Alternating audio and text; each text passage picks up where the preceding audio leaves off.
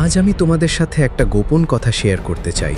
তোমরা কি জানো, আমরা সবাই মোবাইল ফোনে অনেক সময় কাটাই। কেউ গেম খেলি, কেউ ইউটিউব দেখি, কেউ টিকটক বা রিলস দেখি। কিন্তু তোমরা কি ভেবে দেখেছো, এই মোবাইল আমাদের কত কিছু থেকে দূরে সরিয়ে দিচ্ছে? আগের দিনে বাচ্চারা খোলা মাঠে খেলতো, দৌড়াতো, বন্ধুদের সাথে হাসতো, বই পড়তো, নতুন কিছু শিখতো, মা বাবার সাথে সময় কাটাতো। কিন্তু আজ আমরা অনেকেই সকাল থেকে রাত শুধু মোবাইলের পর্দা দেখি। চোখের দৃষ্টি কমে যাচ্ছে, মনোযোগ হারাচ্ছি, এমনকি রাগী হয়ে যাচ্ছি।